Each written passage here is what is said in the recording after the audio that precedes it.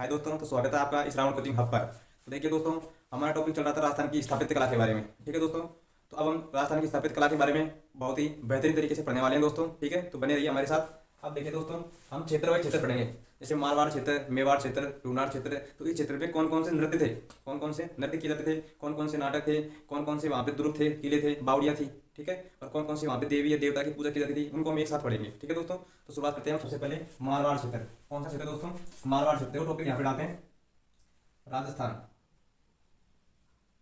ठीक है, अब राजस्थान में हम क्षेत्र विस्तार के हिसाब से पढ़ेंगे दोस्तों। तो अब देखिए मारवाड़ क्षेत्र। कौन सा क्षेत्र?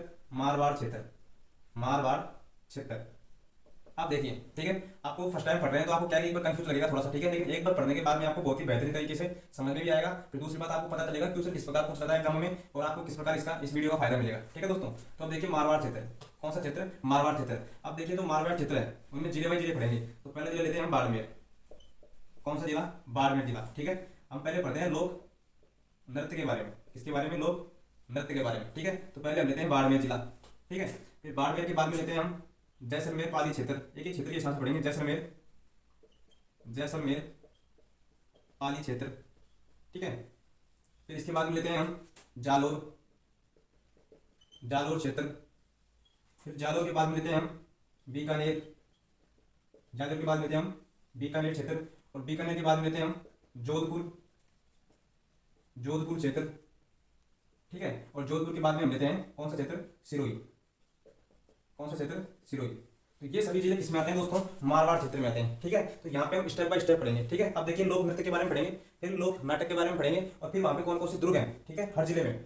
ठीक है, उन किसने बनाया है, और कौन सा दुर्ग किस राजा या किसी शासक की वीरता के लिए प्रसिद्ध है। ठीक है, और उस दुर्ग का निर्माण किस प्रकार है, उस दुर्ग के बारे में क्या कहा गया है। जो भी विद्वान थे उन्होंने किसी दुर्ग के बारे में कोई भी मान लो स्टेटमेंट दिया हो तो उसको उस हिसाब से पढ़ेंगे। ठीक है दोस्तों, तो अब देखिए मारवाड़ क्षेत्र में लोक नृत्य। अब लोक नृत्य में पहला है बाड़मेर जिला। तो बाड़मेर में ध्यान रखना है आपको, बाड़मेर में नृत्य होता है गैर नृत्य। कौन सा नृत्य? गैर नृत्य। ठीक है, और ये जो गैर नृत्य है, ये नृत्य किस प्रकार होता है उसको लिखना है। ये नृत्य होता है पुरुषों के द्वारा, पुरुषों के द्वारा होली के अवसर पर, होली के अवसर पर, होली के अवसर पर हाथ में डंडे, हाथ में डंडे व पैरों में रमझोल बांधकर किया जाता है। पैरों में रमझोल बांधकर किया जाता है, बांधकर किया जाता है। ठीक है, बाड़मेर में होता है कौन सा नृत्य? गैर नृत्य। ठीक है, आपको क्वेश्चन पूछा जाएगा कि गैर नृत्य कहाँ का प्रसिद्ध नृत्य है, तो बाड़मेर का। ठीक है, वहां पे आपको ध्यान रखना है पुरुषों के द्वारा होली के अवसर पर हाथ में डंडे व पैरों में रमझोल बांधकर किया जाता है। ठीक है, वहीं पर आपको देखो जैसलमेर पाली। अब जैसलमेर पाली क्षेत्र है, यहाँ पे कौन सा नृत्य? वो नृत्य तेरह ताली नृत्य, तेरह ताली नृत्य, तेरह ताली नृत्य। ठीक है, अब जो ये तेरह ताली नृत्य है, इसमें आपको क्या ध्यान रखना है कि जो तेरह ताली का नृत्य है ये महिलाओं के द्वारा किया जाता है। कब किया जाता है? रामदेव जी के मेले में, रामदेव जी। ठीक है, जो कि हमारे क्या है? लोक देवता है। ठीक है, देखो हमारे पांच लोक देवता है, पापू जी, हड़बू जी, मांगलिया जी, मेहा जी। ठीक है, देखो पांच, पापू, हड़बू, मांगलिया, मेहा, पंचो पीर पधारियो, गोगा जी, जेहा। ठीक है, ये क्या है? श्लोक है। जब हम देवताओं के बारे में पढ़ेंगे तब आपको वहां पे विस्तार से बताएंगे। तो पापू जी, हड़बू जी, मांगलिया जी, मेहा जी और गोगा जी, ये क्या है? हमारे लोक देवता है। और लोक देवताओं में तेजा जी महाराज को शामिल नहीं किया गया है। ठीक है, कई बार क्वेश्चन आता है आपको, उसको हम आपके आगे विस्तार से पढ़ाएंगे। अब देखिए यहाँ पे तेरह ताली नृत्य। तो तेरह ताली जो नृत्य है वो रामदेव जी के मेले पे किया जाता है। रामदेव जी के मेले पर महिलाओं के द्वारा किया जाता है। और कौन सी जाति की महिलाएं करती है दोस्तों? उसको आपको ध्यान रखना है, कामर जाति की महिलाएं। कौन सी जाति की? कामर जाति की महिलाओं के द्वारा, कामर जाति की महिलाओं के द्वारा किया जाता है। फिर आपको क्या ध्यान रखना है, जो ये नृत्य है तेरह ताली नृत्य, इसका जन्म स्थान कहाँ से इस नृत्य की शुरुआत हुई, तो उसका नाम है पादराला। पादराला जो कि कहाँ पे पड़ता है? पाली में। ठीक है, पादराला एक गांव है जो कहाँ पे पड़ता है? पाली में पड़ता है। और यहीं पर तेरह ताली नृत्य की क्या हुई? शुरुआत हुई। ठीक है, फिर आपको ध्यान रखना है कि प्रसिद्ध नृत्यांगना, जो तेरह ताली नृत्य है उसमें प्रसिद्ध नृत्यांगना कौन है? तो प्रसिद्ध नृत्यांगना कौन है?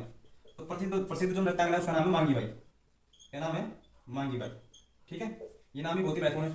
ठीक है दोस्तों, उसी प्रकार आप देखिए जालौर में।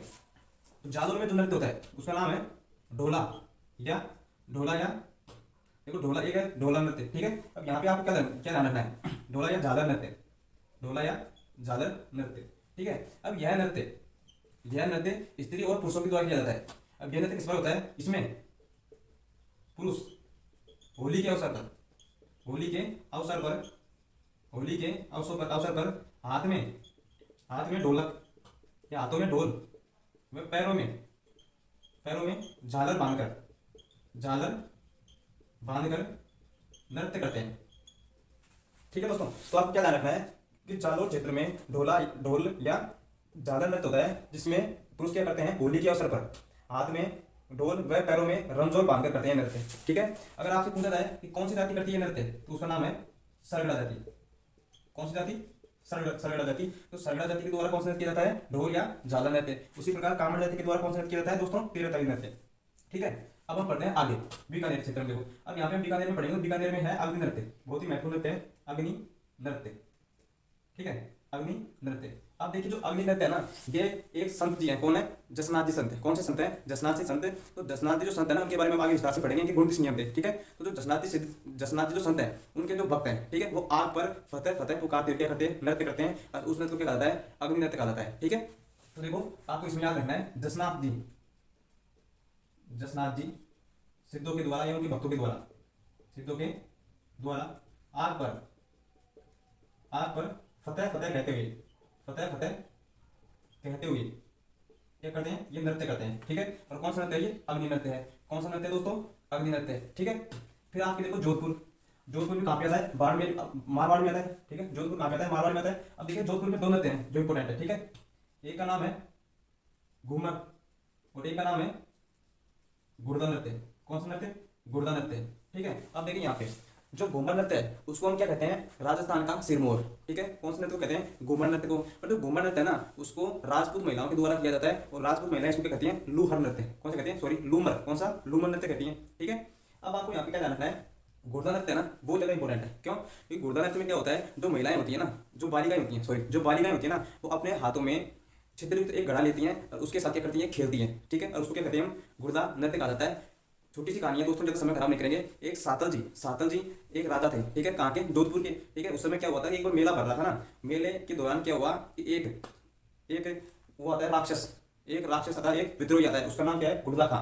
और गुर्दा खां का जो नाम है वो मल्लू खां था। क्या नाम था, मल्लू खां या गुर्दा खां। ठीक है ना, वो क्या करता है, एक बालिका का अपहरण करता है। ठीक है, और उसके साथ में गलत व्यवहार करता है। ठीक है, फिर क्या करता है कि जोधपुर का राजा कौन, सातल देव जाता है और उस राक्षस की गर्दन को काट कर ले आता है। ठीक है, अब बालिकाओं को, वहां की जो महिला है उनको वो दो कटा हुआ जो सिर है वो उनको उपहार के रूप में दे देता है कि आप अब इसके साथ क्या करो, खेलो।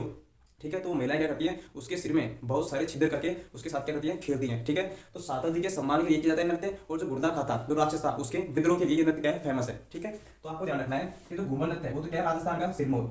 राजस्थान का क्या है, सिरमौर है। ठीक है, इसको कौन करती है, राजपूत महिलाएं करती हैं। लेकिन जो गुर्दा नृत्य है उसको हम यहाँ पे लिखते हैं, जो गुर्दा नृत्य है ना, वो सातल जी के सम्मान के लिए किया जाता है। ठीक है, और जो गुर्दा खां है, कौन, जो गुर्दा खां, ये इसका दूसरा नाम क्या था, मल्लू खां के विद्रोह के लिए किया जाता है। और आप इसमें इस प्रकार भी लिख सकते हैं कि जो गुर्दा नृत्य है उसमें महिलाएं हाथों में छिद्रयुक्त घड़ा लेकर क्या करती हैं, नृत्य करती हैं। ठीक है, अब देखिए यहाँ पे आपको जो भी पढ़ाया है ना, इसमें सबसे ज्यादा इंपोर्टेंट है सिरोही। कौन सा क्षेत्र इंपोर्टेंट है, सिरोही क्षेत्र बहुत ही ज्यादा इंपोर्टेंट है। क्यों है, क्योंकि देखिए दोस्तों, सिरोही में एक जाति पाई जाती है और उसका नाम है गिरासिया जनजाति। क्योंकि जब भी हम राजस्थान जी के पढ़ते हैं तो राजस्थान जी के में एक टॉपिक दिया जाता है कि जनजातियां, उनके बारे में भी आपको पढ़ना है। जैसे भील जनजाति होगी। ठीक है, तो आपको जनजातियों में देखो प्रसिद्ध जो जनजाति है ना, फेमस, वो कौन सी है, गिरासिया जनजाति है। ठीक है, यहाँ से आपको क्वेश्चन देखने को मिलता है कि गिरासिया जनजाति के द्वारा कौन सा नृत्य किया जाता है, अर्थात सिरोही क्षेत्र में कौन कौन सा नृत्य किया जाता है दोस्तों, उनका आपको ध्यान रखना है। तो वालर नृत्य, कौन सा नृत्य, वालर नृत्य। ठीक है, एक है लूहर नृत्य। कौन सा, लूहर नृत्य। एक है कूद और एक है गरबा। ठीक है, कौन कौन से नृत्य हो गए, वालर नृत्य, लूहर नृत्य, कूद नृत्य और गरबा नृत्य। ठीक है, ये नृत्य किसके द्वारा किए जाते हैं, गिरासिया जनजाति के द्वारा किए जाते हैं। अब यहाँ पे आपको देखो एक क्वेश्चन तो यहाँ से बनता है, वालर नृत्य से बनता है। ठीक है, क्योंकि जो वाद्य नृत्य है ना, वो बिना वाद्य यंत्र के किया जाता है, बिना वाद्य यंत्र के, ना कोई डीजे बजता है ना कुछ बजता है, बस ऐसे डांस करते रहते हैं। अगर मान लो इस प्रकार आज हमारे समाज में अगर ऐसे डांस किया जाए ना, पहली बात तो किसी के पैर ही नहीं उठेंगे। ठीक है, ऐसा लगेगा जैसे बेवकूफ नाच है। लेकिन हमको ध्यान रखना है कि बिना वाद्य यंत्र के,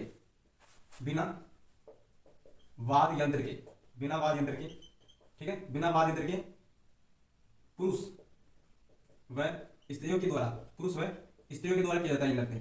ठीक है, बिना वाद्य यंत्र के पुरुष व स्त्रियों के द्वारा कौन सा नृत्य किया जाता है, वालर नृत्य। ठीक है, और कौन सी जनजाति करती है, गिरासिया जनजाति। उसी प्रकार एक लूहर नृत्य है, वो किसके द्वारा किया जाता है, गिरासिया जनजाति के द्वारा किया जाता है। और एक नृत्य है कूद, और कूद नृत्य केवल किसके द्वारा किया जाता है, पुरुषों के द्वारा, हाथ में डंडा लेके और कूद के डांस करते हैं। ठीक है, तो कौन सा नृत्य, कूद नृत्य किसके द्वारा किया जाता है, पुरुषों के द्वारा किया जाता है। और जो गरबा नृत्य है, कौन सा, गरबा, ये कहाँ का फेमस है, गुजरात का, कौन सा नृत्य, गरबा नृत्य।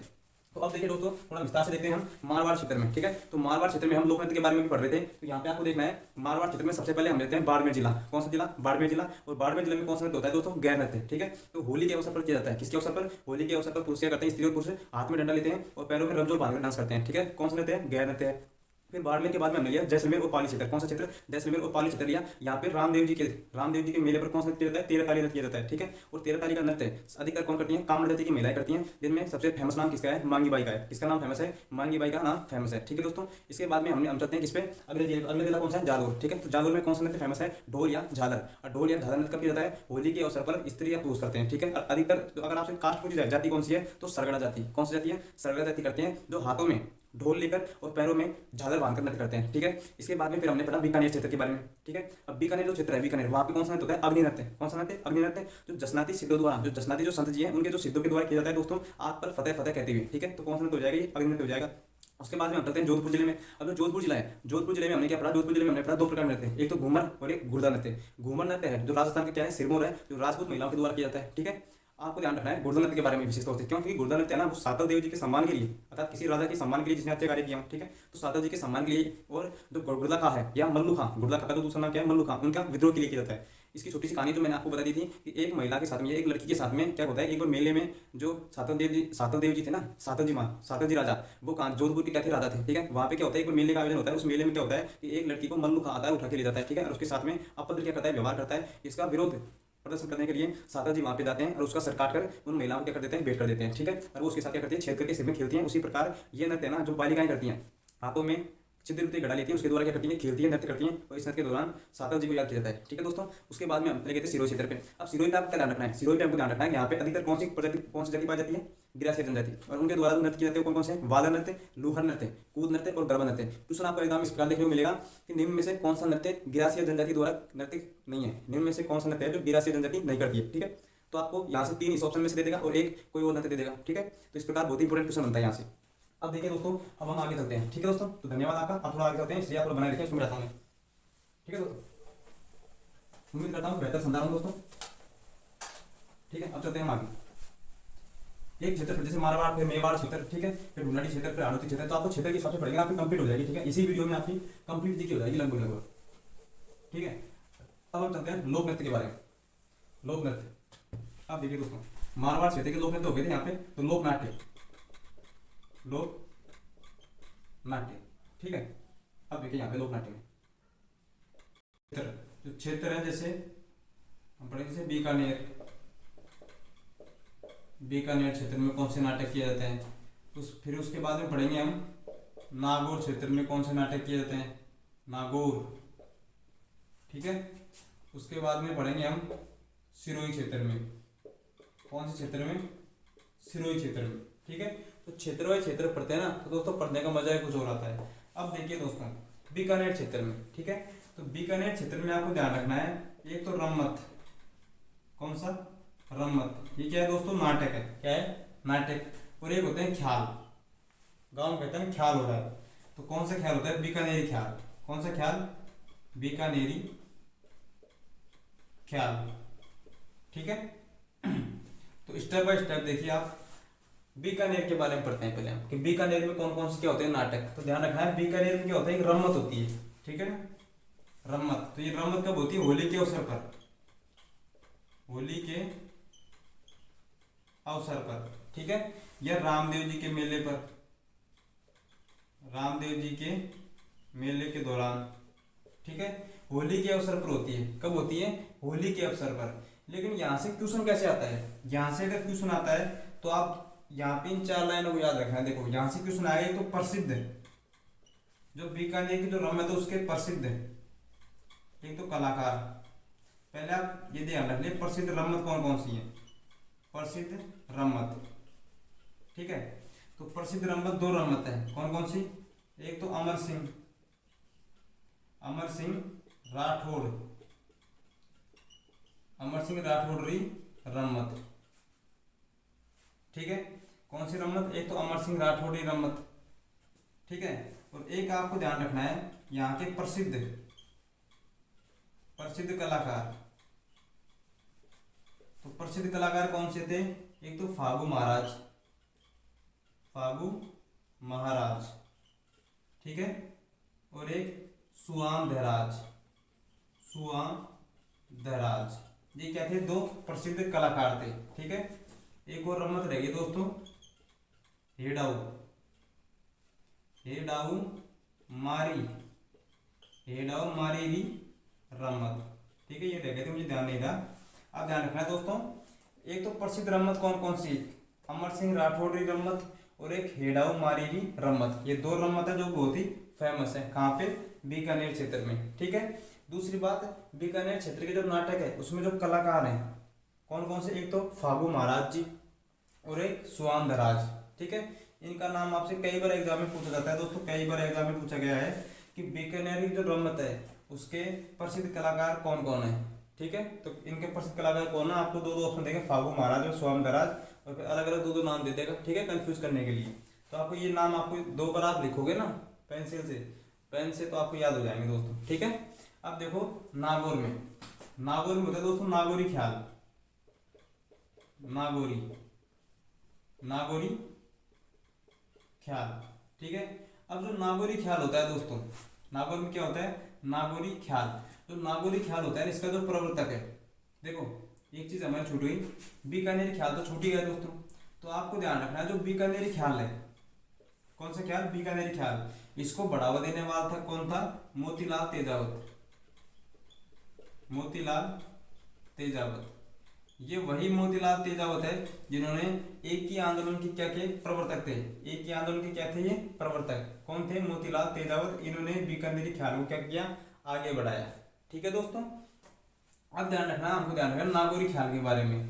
तो नागौरी ख्याल, इसका जो प्रवर्तक है वो कौन है, लच्छीराम, कौन है, लच्छीराम। और ये क्या करता है, कॉमेडी करता है, क्या करता है, कॉमेडी करता है, अर्थात हास्यप्रदक, क्या करता है, हंसाता है लोगों को, ठीक है। उसी प्रकार जो सिरोही है, और सिरोही क्षेत्र में क्या होती है, गौर लीला होती है, गौर लीला, जैसे रामलीला होती है ना गांव में, उसी प्रकार एक गौर लीला होती है, ठीक है। और गौर लीला इसलिए होती है क्योंकि सिरोही क्षेत्र की, सिरोही क्षेत्र की या फिर गिरासिया जनजाति की लोक देवी, लोक देवी किसको मानते हैं, गौर माता को, किसको मानते हैं, गौर माता को क्या मानते हैं, यहाँ की लोक देवी मानते हैं। अब देखिए दोस्तों, आपको यहाँ पे क्या ध्यान रखना है कि मारवाड़ क्षेत्र में कौन कौन से लोक नाटक हैं। तो मारवाड़ क्षेत्र में जो नाटक है ना वो बीकानेर क्षेत्र में है, और जो मारवाड़ क्षेत्र में तो बीकानेर क्षेत्र में, और नागौर क्षेत्र में और सिरोही क्षेत्र में। अब देखिए बीकानेर क्षेत्र में तो है रम्मत, बीकानेरी रम्मत। जो बीकानेरी रम्मत है, ये रम्मत होली के अवसर पर की जाती है, या रामदेव जी के मेले के दौरान की जाती है, ठीक है। यहाँ से आपको क्या ध्यान रखना है, तो प्रसिद्ध रम्मत कौन कौन सी है, प्रसिद्ध रम्मत है अमर सिंह राठौड़ी रम्मत, और एक है हेडाऊ मारी रम्मत, ठीक है। दूसरी बात आपको ध्यान रखिए, यहाँ के प्रसिद्ध कलाकार, इनका नाम आपको ये मान लेना, आप लिख के रट लेना, ठीक है दोस्तों, बहुत जगह काम आते हैं। तो जो प्रसिद्ध कलाकार है कौन कौन से, फागु महाराज और सुआम धराज, ठीक है दोस्तों। उसके बाद में हम पढ़ते हैं नागौर में। नागौर में क्या होता है, नागौरी ख्याल, ठीक है। नागौरी ख्याल जो होता है ना, उसके जो प्रवर्तक कौन है, लच्छीराम है, ठीक है। कौन है प्रवर्तक, लच्छीराम है, ठीक है। अगर आपसे पूछा जाए कि नागौरी ख्याल के प्रसिद्ध खिलाड़ी कौन से हैं, प्रसिद्ध, अगर आपसे प्रसिद्ध खिलाड़ी पूछे तो उसका नाम है वंशीधर, क्या नाम है, वंशीधर खिलाड़ी, क्या नाम है, वंशीधर, ठीक है। तो वंशीधर क्या है, नागौरी ख्याल के प्रसिद्ध क्या है, खिलाड़ी है। लेकिन आपसे पूछा जाए कि नागौरी ख्याल के प्रवर्तक कौन है, तो उनका नाम क्या है, लच्छीराम, ठीक है। अगर आपसे ज्यादा नहीं याद नहीं होता ना, तो इसको आप चाहे याद नहीं करें तो कोई दिक्कत नहीं है, लेकिन आपको यह बात याद रखनी है कि नागौरी ख्याल का जो प्रवर्तक है वो कौन है, लच्छीराम है। और यह क्या है, हास्यप्रद ख्याल है, क्या है, हास्यप्रद ख्याल है, ठीक है। आगे आपको ध्यान रखना है, सिरोही में बस इतना ही ध्यान रखना है कि सिरोही में क्या आती है, गौर लीला, ठीक है। आपसे क्वेश्चन इस प्रकार पूछा जा सकता है यहाँ पे कि गौर लीला किस क्षेत्र में होती है, तो आपको ध्यान रखना है सिरोही क्षेत्र में, किसमें, सिरोही क्षेत्र में, ठीक है दोस्तों। अब हम बढ़ते हैं आगे। अब देखिए दोस्तों,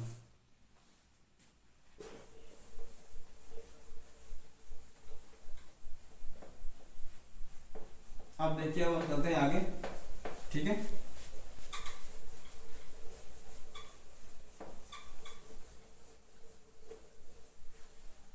अब देखिए बारे में, तो अब हम दुर्गों के बारे में पढ़ेंगे दोस्तों।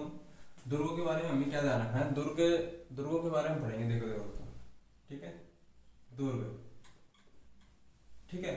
अब यहाँ से फिर दुर्गों के बारे में बाद में हम पढ़ेंगे, फिर हवेलियों के बारे में, ठीक है।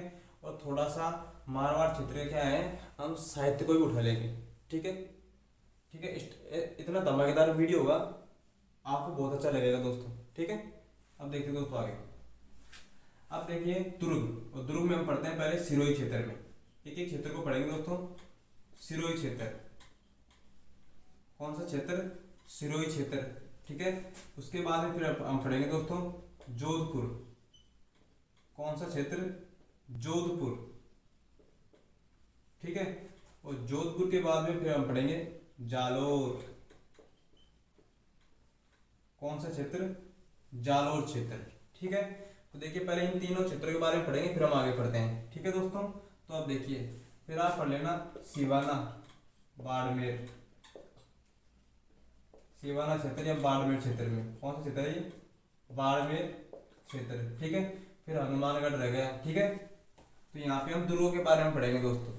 अब देखिए दोस्तों स्टेप बाय स्टेप, पहला लेते हैं हम सिरोही दुर्ग, और सिरोही में कौन सा दुर्ग है दोस्तों, अचलगढ़, कौन सा दुर्ग है, अचलगढ़ दुर्ग, ठीक है। एक छोटी सी बात और आपको ध्यान रखनी है कि जो मिट्टी पर बना हुआ दुर्ग होता है ना, वो तो होता है धानवंत दुर्ग, कौन सा, धानवंत दुर्ग। देखिए दोस्तों जो मिट्टी पर बना हुआ होता है वो होता है धानवंत दुर्ग, ठीक है। जो पहाड़ी पर बना हुआ दुर्ग होगा ना वो होगा गिरि दुर्ग, ठीक है। जो जंगलों से घिरा हुआ दुर्ग होगा वो होगा वन दुर्ग, ठीक है। और जो खाइयों से घिरा हुआ होगा उसका नाम कहते हैं दोस्तों पारीक दुर्ग, कौन सा दुर्ग, पारीक, पारीक दुर्ग, पारीक दुर्ग, अर्थात दोनों तरफ खाई होगी ना तो पारीक दुर्ग होगा। अगर दोनों तरफ मान लो जैसे गागरों दुर्ग है, मान लो दोनों तरफ क्या हो, जल क्षेत्र हो, तो कौन सा दुर्ग होगा, जल दुर्ग होगा, ठीक है। इस रूप में क्या है, दुर्गों को ना बांटा गया है, ठीक है दोस्तों। अब हम स्टेप बाय स्टेप पढ़ते हैं, देखो आगे यहाँ पे देखते हैं हम अचलगढ़ दुर्ग, और वो कहाँ पे है, सिरोही में है, कहाँ पे है, सिरोही में है दोस्तों। अब देखिए दोस्तों जो अचलगढ़ दुर्ग है ना, ये कौन सा दुर्ग है, गिरि दुर्ग है, कौन सा दुर्ग है, गिरि दुर्ग, अर्थात पहाड़ी पर बना हुआ है, ठीक है। आपको समझना पड़ेगा यहाँ पे कौन सा दुर्ग है, गिरि दुर्ग, इसका मतलब कहाँ पे बना हुआ है, पहाड़ी पर बना हुआ है, ठीक है। इसके निर्माता कौन थे, इसके निर्माता, तो निर्माता कौन थे, परमार राजा, परमार शासकों के द्वारा, किसके द्वारा, परमार शासकों के द्वारा इसका निर्माण किया गया अचलगढ़ दुर्ग का, ठीक है। अब यहाँ पे आपको ध्यान रखना है इसके पुनर्निर्माण, पुनर्निर्माण किसने करवाया, तो पुनर्निर्माण करवाया राणा कुंभा ने,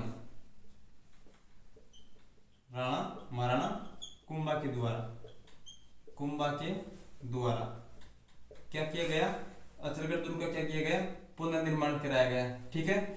उसके बाद में सबसे महत्वपूर्ण दुर्ग कौन सा दुर्ग है, जोधपुर दुर्ग, और जोधपुर में कौन सा है, मेहरानगढ़ दुर्ग, ठीक है। आ नहीं रहा थोड़ा सा, लेकिन चिंता मत कीजिए यहाँ पे आ जाएगा दोस्तों। अब देखिए कौन सा दुर्ग है यहाँ पे, मेहरानगढ़, ये क्या है, माएंगे नहीं लेकिन यहाँ पे आएंगे नहीं, लेकिन यहाँ पे इसको लाएंगे, ठीक है। देखो मेहरानगढ़ दुर्ग, मेहरानगढ़ दुर्ग, ठीक है। अब जो मेहरानगढ़ दुर्ग है इसको यहाँ पे मिटा देता हूँ एक बार, देखो यहाँ, ठीक है। स्टेप बाय स्टेप इनको बाद में लिख लेंगे, ठीक है। अब देखिए जोधपुर दुर्ग, मेहरानगढ़ दुर्ग के बारे में देखो, अब यहाँ पे देखो जोधपुर, ठीक है, क्योंकि आपको समझ में आना चाहिए जोधपुर। अब देखिए दोस्तों जोधपुर क्षेत्र, ठीक है, मिटा के लिख लेंगे वापस, इसमें क्या दिक्कत आई है।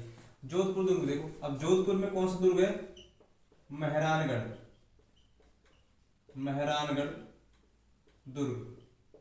अब जो मेहरानगढ़ दुर्ग है ये भी पहाड़ी पर बना हुआ है, अर्थात कौन सा दुर्ग हो गया, गिरि दुर्ग, कौन सा दुर्ग हो गया दोस्तों, गिरि दुर्ग, ठीक है। इसके बारे में ये भी कहा जाता है कि गढ़ बने मेहरानगढ़, गढ़ बने मेहरानगढ़, ठीक है। अब ये दुर्ग महत्वपूर्ण क्यों है, इसके बारे में हमको पढ़ना है। देखो जो जोधपुर दुर्ग है, ठीक है, वो मालदेव, दो शासक थे, मालदेव हसमुख वाला राजा, ठीक है। और ध्यान, मालदेव व जोधा राठौड़, जोधा ने तो देखो इसको बनवाया था, मालदेव व दुर्गादास राठौड़, दुर्गादास राठौड़, इनकी वीरता के लिए प्रसिद्ध है ये।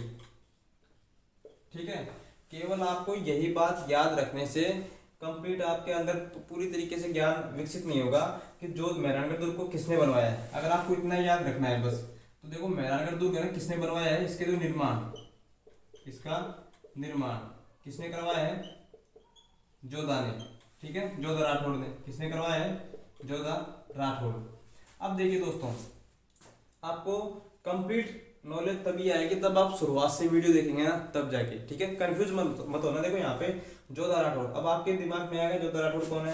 तो दोस्तों जोधा राठौड़ वही जोधा राठौड़ है, ठीक है ना, जिन्होंने आवल भावल संधि की थी। कौन सी, आवल भावल संधि।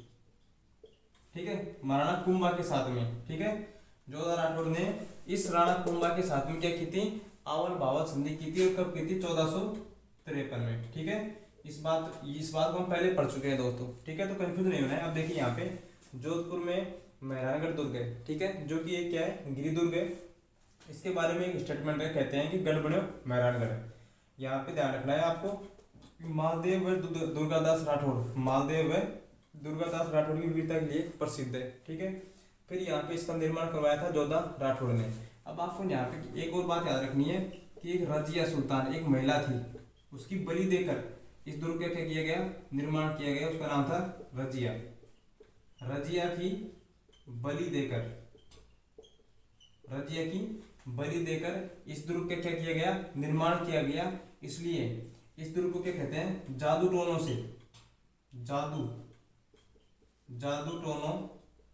से निर्मित दुर्ग कहते हैं। जादू टोनों से निर्मित दुर्ग कहते हैं किसको, मेहरानगढ़ दुर्ग, जोधपुर को। और यहाँ पे ध्यान रखना है, एक मंदिर है चामुंडा माता का मंदिर। किसका, चामुंडा माता का मंदिर। ठीक है, तो यहाँ पे देखिए आपको कंफ्यूज नहीं होना है दोस्तों। मैं सोच रहा था कि जो मारवाड़ क्षेत्र है ना, जिसमें सिरोही है, जोधपुर है, जालोर है, बाड़मेर है, ठीक है, हनुमानगढ़ है, तो इनको मैं एक साथ लिखना चाहता था यहाँ पे बोर्ड पे, लेकिन क्या है, एक साथ लिखना नहीं हुआ। ठीक है, तो मिटा कर लिख लेंगे वापस में, लेकिन आपके समझ में आना चाहिए। देखिए दोस्तों, अब देखिए मारवाड़ क्षेत्र में, सिरोही क्षेत्र में जो सिरोही है, मारवाड़ क्षेत्र में जो सिरोही जिला है, इसमें देखिए अचलगढ़ दुर्ग है। ठीक है, जो कि एक पहाड़ी पर बना हुआ दुर्ग है, तो उसको क्या कहेंगे हम, गिरि दुर्ग कहेंगे। ठीक है, दूसरी बात आपको ध्यान रखनी है कि यह परमार शासकों के द्वारा बना गया। देखो 4 प्रकार के शासक थे, परमार, चाणक्य। ठीक है, ये आपको पहले बता दिए गए हमने। तो यहाँ पे देखिए परमार शासकों के द्वारा निर्माण किया गया, किसका, अचलगढ़ दुर्ग का। ठीक है, और इसका पुनर्निर्माण किसने किया, राणा कुंभा ने। किसने किया, राणा कुंभा के द्वारा क्या किया गया, इसका पुनर्निर्माण किया गया। अब इंपॉर्टेंट यहाँ पे देखो जोधपुर दुर्ग बहुत ज्यादा इंपॉर्टेंट है, कई बार यहाँ से क्वेश्चन मिलता है देखने के लिए कि जो जोधपुर दुर्ग है, यह जोधपुर दुर्ग है, मेहरानगढ़, जोधपुर में कौन सा दुर्ग है, मेहरानगढ़ दुर्ग है। कौन सा दुर्ग है, मेहरानगढ़ दुर्ग। ठीक है, यह पहाड़ी पर निर्मित है, तो उसको क्या कहेंगे हम, गिरि दुर्ग। ठीक है, जबकि ध्यान रखना तो रणथंभौर में जो दुर्ग आएगा ना, वो वन दुर्ग है। ठीक है, देखिए दोस्तों यहाँ पे फिर वो आएगा ना, तब आपको बता देंगे। देखिए दोस्तों, मेहरानगढ़ दुर्ग कहाँ पे, गिरि दुर्ग है, जो कहाँ पे है, पहाड़ी पर बना हुआ है। और मेहरानगढ़ जो दुर्ग है, उसके अंदर चामुंडा माता का क्या है, मंदिर है। ठीक है, इसके बारे में एक स्टेटमेंट है। ठीक है, एक कथन है कि गढ़ बने मेहरानगढ़। ठीक है, आपको यहाँ पे एक बात ये ध्यान रखनी है, इंपॉर्टेंट है कि मालदेव व दुर्गादास राठौड़, मालदेव हसमुख वाला राजा, ठीक है, गिरि सिंबल का युद्ध लड़ा था ना दोस्तों 1444 में, वही मालदेव है। ठीक है, जातारण पाली में जहाँ पे युद्ध हुआ था। ठीक है, वो आपको मैं पहले बता चुका हूँ। अब देखिए दुर्गादास राठौड़ वही है, दुर्गादास राठौड़ है जिन्होंने पन्नाधाय और दुर्गादास राठौड़ ने अजीत सिंह की क्या है, जान बचाई थी। इनको राजपूता का क्या कहते हैं, यूलिसियस कहा जाता है। ठीक है, ये हम पहले की वीडियो में इसके बारे में चर्चा कर चुके हैं। तो मालदेव और दुर्गादास राठौड़, इन दोनों की वीरता के लिए कौन सा दुर्ग फेमस है, मेहरानगढ़ दुर्ग, जोधपुर। ठीक है, फिर आपको ध्यान रखना है कि मेहरानगढ़ दुर्ग जो जोधपुर है, उसका निर्माण किसने किया था, जोधा राठौड़ ने। और ये वही जोधा राठौड़ है जिन्होंने राणा कुंभा के साथ क्या की थी, 1453 में आवल भाव संधि की थी। ठीक है, अब ध्यान रखना है कि जोधपुर में जो मेहरानगढ़ दुर्ग है, ये एक रजिया सुल्तान, एक महिला थी, जिसकी बलि देकर इस दुर्ग का निर्माण किया गया। तो इस दुर्ग को क्या कहते हैं हम, जादू टोनों से निर्मित भी क्या कहते हैं, दुर्ग कहा जाता है। ठीक है दोस्तों, उम्मीद करता है यहाँ से आपको क्लियर है। अब देखिए, अब चलते हैं हम जालोर में। ठीक है ना, जालोर दुर्ग के बारे में पढ़ते हैं। देखो दोस्तों, अब आगे चलते हैं जालोर क्षेत्र के बारे में। जालोर, सॉरी मैंने दुर्ग को भी मिटा दिया, दोबारा लिख लेंगे। जालोर में चलते हैं दोस्त। ठीक है दोस्तों, जालोर। अब देखिए जालोर क्षेत्र, ठीक है ना। अब जालोर में दोस्तों दो दुर्ग हैं, एक तो है भादराजून, भादराजून दुर्ग, ठीक है, और एक है जालोर दुर्ग। अब जालोर जो दुर्ग है, ठीक है, इसका निर्माण किसने करवाया? आपको पता है नागभट्ट प्रथम ने निर्माण किसने करवाया? नागभट्ट प्रथम ने, ठीक है। और यह है पश्चिमी राजस्थान का, पश्चिमी राजस्थान का क्या है? प्राचीन दुर्ग है। कौन सा दुर्ग है? सबसे पुराना दुर्ग है। कौन सा दुर्ग? जालोर दुर्ग, ठीक है। यहाँ पे आपको इंपोर्टेंट बात यह है कि उगोतन सूरी ने, जो विद्वान है उगोतन सूरी, इसने यहाँ पे एक अपना ग्रंथ लिखा था। अपना क्या लिखा था? एक ग्रंथ लिखा था, ठीक है। और कौन सा ग्रंथ था? उगोतन सूरी ने कुवलेमाला, कुवलेमाला ग्रंथ, ठीक है, इस दुर्ग में बैठकर लिखा। कौन सा ग्रंथ लिखा दोस्तों? कुवलेमाला एक ग्रंथ है जो किसने लिखा? उगोतन सूरी विद्वान ने लिखा, लेखक ने। और यह दुर्ग, इस दुर्ग के अंदर बैठकर इस ग्रंथ का लेखन कार्य पूरा हुआ, ठीक है दोस्तों। और पश्चिम राजस्थान का यह सबसे प्राचीन दुर्ग है, ठीक है। इसका निर्माण किसने किया? नागभट्ट प्रथम ने, नागभट्ट प्रथम ने, ठीक है। अब देखिए दोस्तों, यह है कानड़देव, कानड़देव व वीरमदेव जो राजा हैं, कानड़देव और वीरमदेव, वीरमदेव शासकों की, वीरमदेव शासकों की वीरता के लिए प्रसिद्ध है। ये वीरता के लिए क्या है? प्रसिद्ध दुर्ग है। कौन सा दुर्ग है? जालोर दुर्ग। जो जालोर दुर्ग है, ठीक है ना, जो जालोर दुर्ग है उसको निर्माण किसने किया? नागभट्ट प्रथम ने किया। यह पश्चिमी राजस्थान का प्राचीन दुर्ग है। और उगोतन सूरी ने यहाँ पे बैठ के कुवलेमाला ग्रंथ का क्या किया गया? लेखन कार्य किया गया। और आपको दूसरी बात ध्यान रखनी है कि यहाँ जालोर दुर्ग है वो कानड़देव जो राजा थे और वीरमदेव, इन दोनों राजाओं की वीरता के लिए क्या है? प्रसिद्ध दुर्ग है, यादगार के लिए। कौन सा दुर्ग? जालोर दुर्ग, ठीक है। उसके बाद में दोस्तों भादराजून दुर्ग, ये कहाँ पे है? जालोर में है, ठीक है। और यहाँ पे राजा जो चंद्रसेन थे, राजा चंद्रसेन, चंद्रसेन की यहाँ पे क्या है? शरणास्थली है, शरणास्थली है। कहाँ पे है? भादराजून जालोर दुर्ग में। और ऐसा माना जाता है कि जो भादराजून जो जालोर दुर्ग है ना, यहाँ पे कृष्ण भगवान, कृष्ण भगवान की जो सिस्टर है, कृष्ण भगवान की जो बहन है, कौन? सुभद्रा, कृष्ण भगवान की जो बहन है सुभद्रा, उसका जो विवाह है, उसका विवाह अर्जुन के साथ, किसके साथ? अर्जुन के साथ, अर्जुन के साथ यहीं पे हुआ, भादराजून दुर्ग में ही। ध्यान रखना, कृष्ण भगवान की जो सिस्टर है, जो बहन है सुभद्रा, उसका विवाह हुआ था किसके साथ? अर्जुन के साथ में। और भादराजून दुर्ग है ना, वो कहाँ पे है दोस्तों? जालोर में है। और यहाँ पे राजा चंद्रसेन की क्या है? शरणास्थली है, ठीक है। और ये चंद्रसेन वो है जिसको मेवाड़ का वो क्या है? महाराणा प्रताप का अग्रगामी कहते हैं, महाराणा प्रताप का अग्रगामी कहते हैं, ठीक है, अग्रगामी। पहले बता चुका हूँ आपको, ठीक है। ये इतिहास के टॉपिक में, इतिहास का जो वीडियो वो देख लेना आप। यहाँ पे राव चंद्रसेन के बारे में, या फिर वीरमदेव, कानड़देव, इन सब के बारे में क्या है? नागभट्ट फर्स्ट, इनके बारे में क्या है? विस्तार से विवरण है, ठीक है दोस्तों।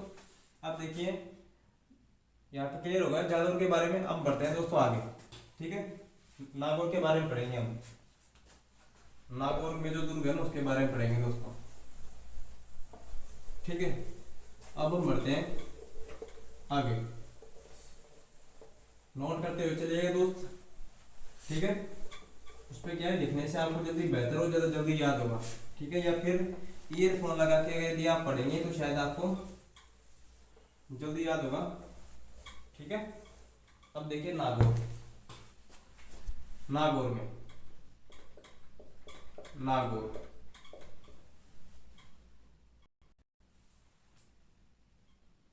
अब देखिए दोस्तों जो नागौर दुर्ग है, यह दुर्ग सोमेश्वर सोमेश्वर चौहान कैमास द्वारा निर्मित क्या है, दुर्ग है। ठीक है ना, इसका निर्माण किसने किया, सोमेश्वर चौहान कैमास के द्वारा इसका निर्माण किया गया। ठीक है, और ये जो दुर्ग है ये आपको ध्यान रखना है मिट्टी पर बना हुआ दुर्ग है, तो इसको क्या कहेंगे हम, धानवन दुर्ग।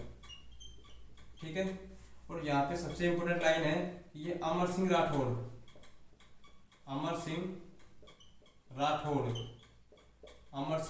की वीरता के लिए प्रसिद्ध दुर्ग है। अमर सिंह राठौड़ की वीरता के लिए क्या है, प्रसिद्ध दुर्ग है। कौन सा दुर्ग है, नागौर दुर्ग। ठीक है, और नागौर दुर्ग का जो नाम है वो है अहि छतरपुर दुर्ग। इसको अहि छतरपुर दुर्ग भी कहते हैं, अहि छतरपुर दुर्ग। ठीक है, यह मिट्टी पर बना हुआ दुर्ग है और इसका निर्माण किया गया था सोमेश्वर चौहान कैमास के द्वारा। ठीक है, और यह अमर सिंह राठौर की वीरता के लिए क्या है, प्रसिद्ध है। ठीक है दोस्तों, अब देखिए आगे, सिवाना दुर्ग बाड़मेर,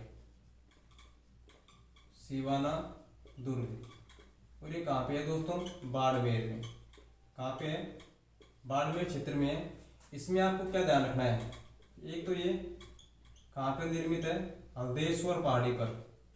एक पहाड़ी का नाम है हल्देश्वर पहाड़ी, तो हल्देश्वर पहाड़ी पर निर्मित दुर्ग है। और ये भी क्या है दोस्तों, वन दुर्ग है, अर्थात चारों तरफ से जंगलों से घिरा हुआ है। ठीक है, तो सिवाना दुर्ग बाड़मेर में है। ठीक है, सिवाना दुर्ग कहाँ पे, बाड़मेर में, जो चारों तरफ से वन से घिरा हुआ है, अर्थात ये क्या है, वन दुर्ग है, हल्देश्वर पहाड़ी पर है। और इसका जो निर्माण था वो वीर नारायण पवार द्वारा निर्मित है। ठीक है, दूसरी बात यहाँ पे आपको ध्यान रखनी है कि शीतल देव की वीरता के लिए फेमस है, ये वीरता के लिए प्रसिद्ध दुर्ग। अब देखिए आपको ध्यान कैसे देना है कि सिवाना दुर्ग है वो कहाँ पे है, बाड़मेर में। ठीक है, चारों तरफ से जंगलों से घिरा हुआ, इसके लिए इसको क्या कहते हैं, वन दुर्ग है। आपको इंपोर्टेंट क्या है, यहाँ पे हल्देश्वर पहाड़ी पर निर्मित दुर्ग है, ये इंपोर्टेंट नहीं है। इंपोर्टेंट क्या है कि यह किसके लिए फेमस है, शीतल देव की वीरता के लिए। ध्यान रखना, सातल देव की वीरता के लिए नहीं है। सातल देव की अगर पूछा जाए तो वो जोधपुर में, ठीक है, गुर्दा नृत्य संबंधित जो हमने अभी पढ़ा है। ठीक है, वो सातल देव है, ये क्या है, शीतल देव, दोनों में अंतर है। तो ध्यान रखना, शीतल देव की वीरता के लिए फेमस है कौन सा दुर्ग, सिवाना दुर्ग। ठीक है, और इसका निर्माण किया था वीर नारायण पवार द्वारा। ठीक है दोस्तों, तो ऐसे ध्यान रखना, आपको कंफ्यूज नहीं हो रहा है नामों में। ठीक है, अब हम चलते हैं आगे, इनको मिटा के पढ़ते हैं। ठीक है, क्योंकि नीचे क्या है फिर आपको दिखाई नहीं देगा शायद। ठीक है, अब देखिए आगे, अब देखिए हो जाएगा, क्योंकि आपको क्या दिखाई नहीं देगा इसलिए हम नीचे नहीं कर सकते। ठीक है, अब देखिए आगे, अब देखिए यहाँ पे, अब देखिए दोस्तों जैसलमेर दुर्ग के बारे में। जैसलमेर, ठीक है, क्योंकि मारवाड़ क्षेत्र पढ़ रहे थे हम, जैसलमेर को भूल गए थे दोस्तों। जैसलमेर के बारे में देखिए, अब जैसलमेर में जो दुर्ग है उसका नाम है सोनारगढ़ दुर्ग। ठीक है, सोनारगढ़ दुर्ग। अब देखिए जो सोनारगढ़ दुर्ग है ना, जैसलमेर में क्या है, रेतीली मिट्टी है। ठीक है, यहाँ पे क्या है, रेत है ना, तो यहाँ पे सोनारगढ़ दुर्ग है, उसको क्या कहेंगे हम, धानवन दुर्ग, अर्थात चारों तरफ क्या है, मिट्टी मिट्टी है। ठीक है, और इस दुर्ग में आपको सबसे इंपोर्टेंट फैक्ट क्या है कि चूने का प्रयोग नहीं हुआ है, यहाँ पे चूने का प्रयोग नहीं हुआ है इस दुर्ग के निर्माण में। ठीक है, और आपको क्या ध्यान रखनी है, इसका निर्माण किसने किया, ये छोटी छोटी बातें हैं दोस्तों, इनका एक ध्यान दे लेते हैं हम। जो सोनारगढ़ दुर्ग है इसका निर्माण किया था जैसल भाटी के द्वारा। ठीक है, अब देखिए यहाँ पे जो सोनारगढ़ दुर्ग है वो धानवन मिट्टी पर बना हुआ दुर्ग है। ठीक है, दूसरी बात आपको ध्यान रखनी है कि इस दुर्ग के निर्माण में चूने का प्रयोग कतई नहीं हुआ है। ठीक है ना, उसके बाद आपको ध्यान रखना है जो सोनारगढ़ दुर्ग है इसका निर्माण किसने किया, जैसल भाटी के द्वारा किया गया। और यहाँ पे कहते हैं, इसके बारे में कहते हैं लांगर लांगर डाले जहाज की आकृति का है। लांगर डाले जहाज की आकृति का है। और लोग कहते हैं कि इस पर चढ़ने के लिए पत्थर की क्या चाहिए, टांगे चाहिए। पत्थर की क्या चाहिए, टांगे चाहिए। पत्थर की क्या चाहिए दोस्तों, टांगे चाहिए इस दुर्ग पर चढ़ने के लिए। ठीक है, अब आपको क्या ध्यान देना है यहाँ पे कि जैसलमेर में जो दुर्ग है उसका नाम क्या है, सोनारगढ़ दुर्ग है। ठीक है, जो कि कैसे पत्थरों से बना हुआ है, पीले पत्थरों से।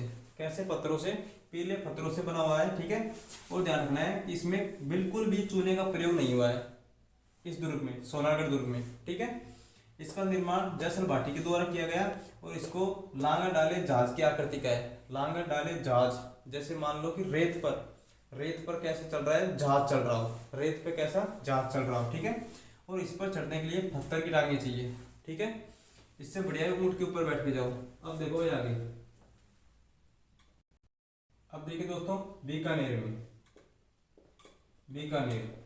ठीक है, अब जो बीकानेर में देखिए, बीकानेर में कौन सा दुर्ग है, जूनागढ़ दुर्ग। जूनागढ़ दुर्ग। ठीक है, अब इस दुर्ग में आपको थोड़ा कठिन परेशानी होगी क्योंकि दो व्यक्तियों के नाम याद करने पड़ेंगे। इसका जो निर्माण कार्य है, इसका निर्माण कार्य उसकी शुरुआत की थी बीका जी के द्वारा, बीका राठौड़ के द्वारा। किसके द्वारा, बीका राठौड़ के द्वारा। ठीक है, लेकिन इसका जो पूर्ण निर्माण है, पूर्ण निर्माण वो किसके द्वारा किया गया, राय सिंह के द्वारा। किसके द्वारा, राय सिंह के द्वारा किया गया। ध्यान रखना, जो बीकानेर में जो जूनागढ़ दुर्ग है, ठीक है, वो लाल पत्थरों से निर्मित है। कैसे पत्थरों से, लाल पत्थरों से निर्मित है। ठीक है, और इसको, इसके लिए एक स्टेटमेंट है कि बीका जी की टेकरी भी कहते हैं इसको। बीका जी, जो बीका राठौड़ है ना, बीका जी की टेकड़ी, बीका जी की टेकड़ी भी कहा जाता है। ठीक है, किसको, जूनागढ़ दुर्ग को। आपको यहाँ पे केवल इतना ही ध्यान रखना है कि जूनागढ़ दुर्ग का निर्माण किसने किया, बीका राठौड़ के द्वारा किया गया, और इसका पूर्ण निर्माण किसने किया गया, राय सिंह के द्वारा। ठीक है, यह लाल पत्थरों से निर्मित है। ठीक है, यह बात याद रखना, आपको इतनी ज्यादा आवश्यक नहीं है, लेकिन यहाँ पे आपको एक तो किसने किस दुर्ग का निर्माण किया, ठीक है, ये बात तो आपको याद होना चाहिए। दूसरी बात, उनके बारे में, किसी भी दुर्ग के बारे में कोई भी स्टेटमेंट हो तो वो ज्यादा महत्वपूर्ण आजकल। ठीक है, तो बीका जी की क्या कहते हैं, टेकड़ी। किसको, जूनागढ़ दुर्ग को। ठीक है, फिर है भटनेरगढ़ का दुर्ग, कहाँ पे है, हनुमानगढ़ में। ठीक है दोस्तों, तो आप कहें तो उसको यहीं पे लिखते हैं हम। यहाँ पे देखो हनुमानगढ़ में दिख रहा होगा शायद आपको, हनुमानगढ़, हनुमानगढ़ दुर्ग। ठीक है, अब हनुमानगढ़ दुर्ग में हम पढ़े दोस्तों भटनेरगढ़ दुर्ग, भटनेरगढ़, भटनेरगढ़ दुर्ग। ठीक है, अब जो भटनेरगढ़ दुर्ग है ना, इसका जो पूर्ण देखो, इसका जो निर्माण है वो तो भटदेव ने करवाया। ठीक है ना, लेकिन जो ज्यादातर क्वेश्चन आता है वो क्वेश्चन क्या आता है कि बाबर के पुत्र, बाबर के पुत्र कामराज ने, किसने, कामराज ने इसका क्या किया गया, पूर्ण निर्माण कराया गया। ठीक है दोस्तों, तो आपको ध्यान रखना है, जो भटनेरगढ़ दुर्ग है, ठीक है ना, इसको क्या कहते हैं, उत्तर भटकीवाड़ भी कहते हैं। उत्तर भटकीवाड़, उत्तर भटकिया कहते हैं, किवाड़ कहते हैं। ध्यान रखना है, जो हनुमानगढ़ में जो दुर्ग है उसका नाम है भटनेरगढ़ दुर्ग। ठीक है, और इस दुर्ग को उत्तर भटकिया कहते हैं, किवाड़ भी कहते हैं, क्योंकि देखो हनुमानगढ़ कहाँ पे है, राजस्थान के नक्शे में ऊपर ही ऊपर ना, उत्तर दिशा में, तो उत्तर भट किवाड़, अगर उत्तर दिशा का एक किवाड़ है। ठीक है, अब ध्यान रखना है आपको, यहाँ पे इसका जो निर्माण है वो बाबर के पुत्र कामराज द्वारा क्या किया गया, पूर्ण निर्माण कराया गया। ठीक है, और इसका जो शुरुआत की थी इस दुर्ग को बनाने की, वो भटदेव जी ने की थी। ठीक है ना, भटराज है इसका नाम, क्या नाम है, भटराज। ठीक है, लेकिन इसका पूर्ण निर्माण खुद जाता है, वो कौन है, बाबर के पुत्र कामराज। ठीक है ना, बाबर के पुत्र कामराज ने किस दुर्ग का निर्माण किया, हनुमानगढ़ दुर्ग। और ये क्या है, मिट्टी पर बना हुआ दुर्ग है, तो इसको क्या कहते हैं, धानवन दुर्ग, धानवन दुर्ग। अब देखो एक दुर्ग रह गया हमारा चूरू में, कहाँ पे, चूरू में, ये बहुत ही इंपॉर्टेंट दुर्ग है। चूरू में, चूरू में क्या है, यहाँ पे एक राजा था, उसका नाम था शिव सिंह। क्या नाम था, शिव सिंह। तो राजा शिव सिंह ने दुश्मनों पर चांदी के गोले दागे थे, चांदी के गोले दागे थे। आपको ध्यान रखना ये भी क्या है, दानवन दुर्ग है, दानवन दुर्ग। चूरू के दुर्ग के बारे में आपको केवल इतना याद रखना है, आपसे एक ही क्वेश्चन पूछा जाता है यहाँ से कि किस दुर्ग में चांदी के गोलों का प्रयोग हुआ। तो ध्यान रखना चूरू के दुर्ग में राजा शिव सिंह ने दुश्मनों पर चांदी के क्या दागे थे, गोले दागे थे। ठीक है दोस्तों, तो यहाँ पे देखना है आपको कहाँ से क्या इंपोर्टेंट है।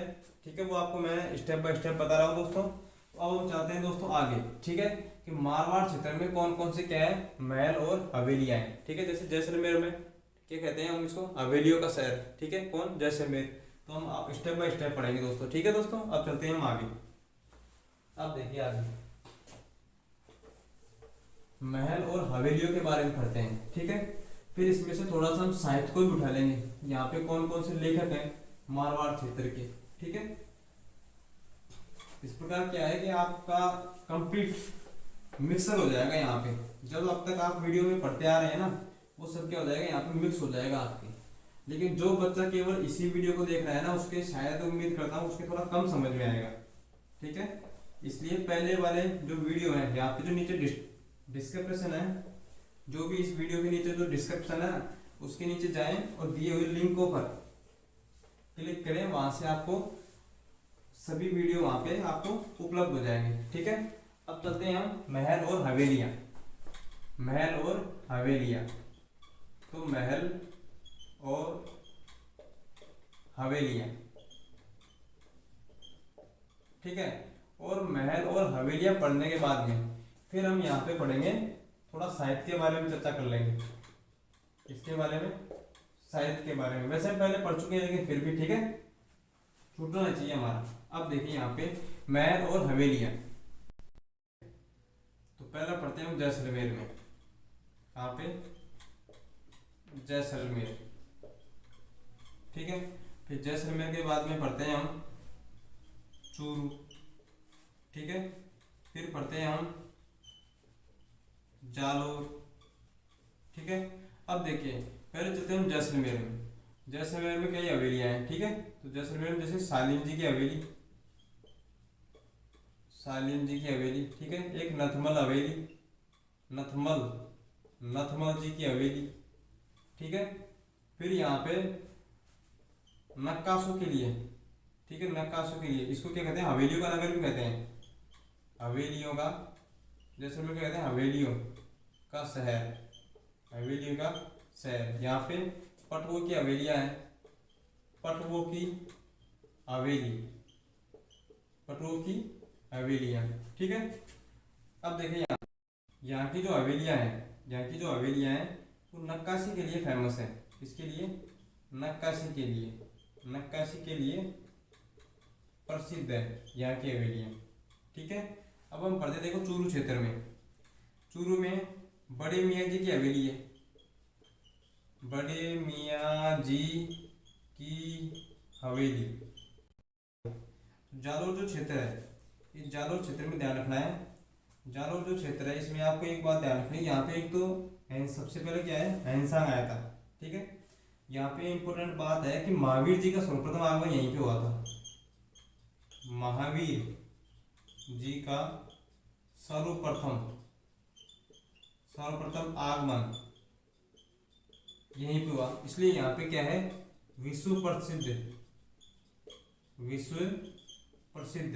ठीक है ना, जैनों का क्या है, जिनालय है, एक जिनालय कहाँ पे है, जालोर में। ठीक है, दूसरी बात है आपको याद रखनी है कि यहाँ पे सर्वप्रथम जो चीनी यात्री था, चीनी यात्री हैंसान, चीनी यात्री हैंसान सर्वप्रथम कहाँ पे आया था, भीनमाल, भीनमाल एक क्षेत्र पड़ता है वो कहाँ पे, जालोर में आया था। कौन आया था, चीनी यात्री हैंसान।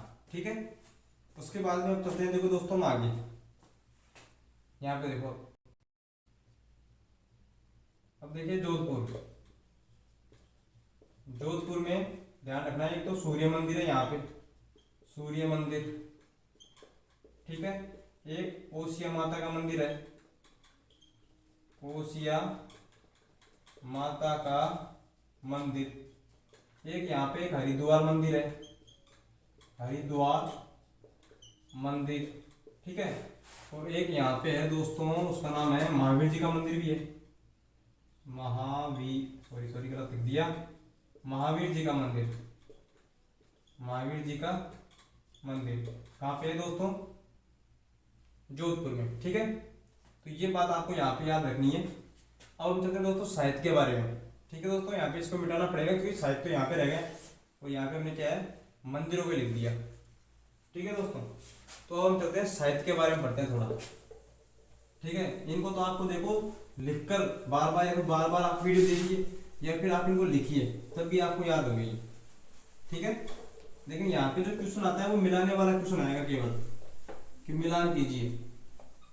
अब देखो दोस्तों थोड़ा साहित्य के बारे में पढ़ते हैं, साहित्य।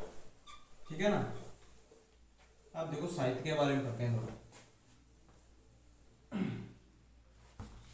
साहित्य में देखिए, यहाँ पे देखिए दोस्तों, यहाँ पे कुछ व्यक्ति हैं, उनका नाम आपको याद होना चाहिए। तो बीका दास, एक है दोस्तों कुशल लाभ, और एक है विजयनाथ देथा, और एक है मोहनोत नैणसी। ठीक है, ये चार जो कवि है ना, ठीक है ना, ये चार कहाँ पे हैं? ये चार जो कवि हैं वो कहाँ पे उपस्थित रहते हैं? अधिकतर मारवाड़ क्षेत्र में। कहाँ पे रहते हैं? मारवाड़ क्षेत्र में। ठीक है, तो इन कवियों के बारे में हम थोड़ा सा पढ़ेंगे। ठीक है, इससे क्या है आपका साहित्य भी हो जाएगा। वैसे आपका साहित्य मैंने पहले क्लियर कर चुका हूँ। ठीक है दोस्तों, लेकिन फिर भी आपका एक बार क्या है रिविजन हो जाएगा यहाँ पे। देखो मोहनोत जो नैणसी है, इन्होंने क्या लिखा था? नैणसी ख्यात, एक पुस्तक लिखी नैणसी ख्यात। ठीक है, इसके बाद देखो विजयदान देथा, उन्होंने क्या लिखी? बातारी फुलवारी ख्यात, बातारी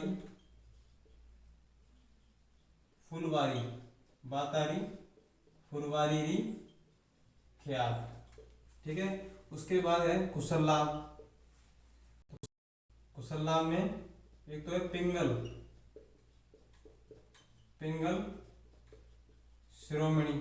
ठीक है, और एक दूसरी पुस्तक है उसका नाम है ढोला मारूरा दुहा। ये किसने लिखी? कुशल लाभ कवि ने लिखी। ठीक है, और इन्होंने लिखी थी बीकारीरी